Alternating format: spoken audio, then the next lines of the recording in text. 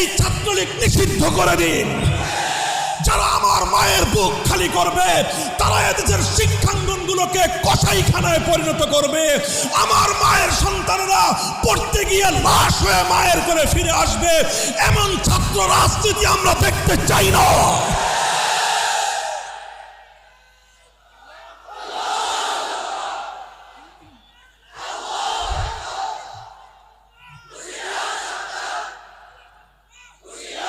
সংগ্রামী সাথী ও বন্ধুগণ, জানি এই কথাগুলো হজম করা বড় কঠিন আপনাদের জন্য।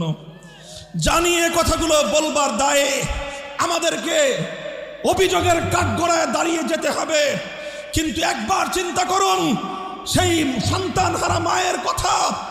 একবার চিন্তা করুন যারা এভাবে টর্চার সেল তৈরি করেছে। বুয়েটের মধ্যে টর্চার সেল তৈরি হয়, সেই টর্চার সেলে